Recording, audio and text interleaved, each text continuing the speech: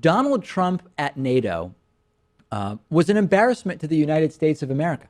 Donald Trump had this endless series of weird and bizarre moments at NATO in Brussels, Belgium last week. And when I say embarrassing, these would have been embarrassing moments to a normal person capable of being embarrassed. We're not sure, actually, if Donald Trump falls under that umbrella or not. So before taking the NATO heads of state photo on a stage, and we've got some pictures I'm going to walk you through here, all of the leaders were standing around sort of talking to one another.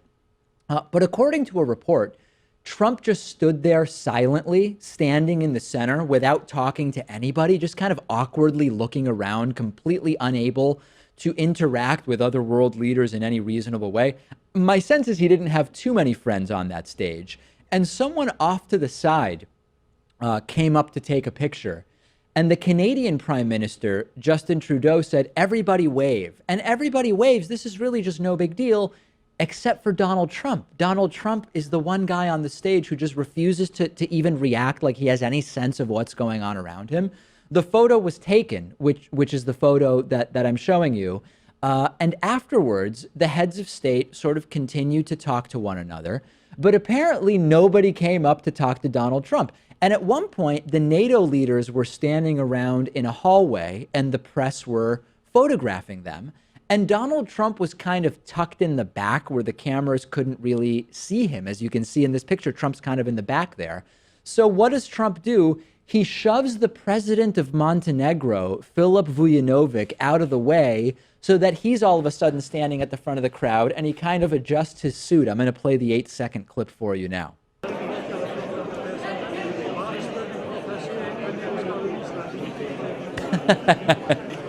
Yes, and then adjust the suit. I've never even heard of Montenegro. What is that? Some low energy, sad country? Get out of my way. It's just the same thing as him talking on and on again about how he won the presidential election. Yeah. It's like he still has to prove something. And for a guy from Montenegro, a country he probably never even heard about, to be like in front of him, it just wasn't going to happen. He was not going to be covered up by the president of Montenegro. So then Trump gives an embarrassing speech, rehashing one of his lines from the campaign. And he again talked at the summit about how NATO states aren't paying their fair share. These grave security concerns are the same reason that I have been very, very direct with Secretary Stoltenberg and members of the alliance in saying that NATO members must finally contribute their fair share and meet their financial obligations. So what's Trump talking about here? Trump is complaining that the U.S. and 4 other NATO member nations spend 2% of their GDP on NATO, and that other countries pay less. Now, the thing is, this entire 2% thing has not been endorsed by any heads of state. The U.S. chooses to pay 2%. The U.S. can't tell other countries how to spend on the military. And this has not cost the U.S. more money. It's not a NATO rule. Trump is pretending it's a NATO rule. Trumpists, by the way, are falling for it. But as Gary J. Schmidt said, a scholar at the conservative American Enterprise Institute, quote, he doesn't care whether it's technically accurate, and it tends to bury the point that we're invested in European security for our own strategic reasons. Trump making a fool out of himself in front of these other world leaders with this routine. Well, I saw that NATO members agreed in 2014 to start working towards spending 2% of their GDP on defense. Yeah.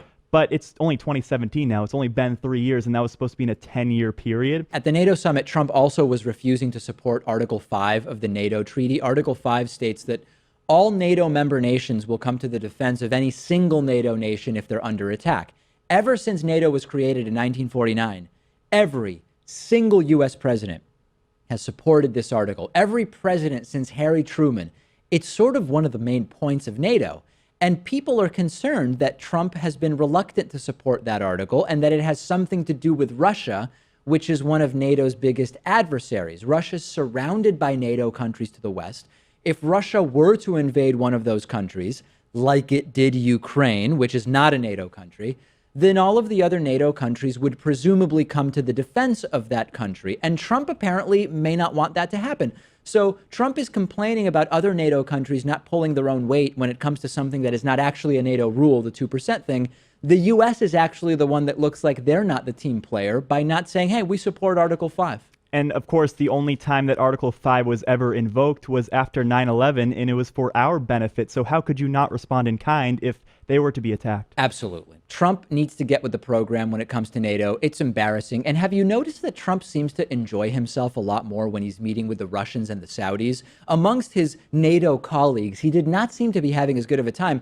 I'll remind you, here is Donald Trump with the Russians in the Oval Office. Same day he spilled secret info to them. Seems like a party with suspected Russian spy recruiter Sergei Kislyak. And then here's Donald Trump laughing it up in Saudi Arabia, where he actually danced. He danced with the Saudi diplomats, officials, call them what you want. And then he meets with NATO allies, and it's not clear whether he's annoyed or confused about what's going on around him. But needless to say, not having a very good time. Embarrassing. Donald Trump truly making the U.S. the NATO laughingstock in Brussels. Send me your thoughts about this. I'm on Twitter at @Pakman.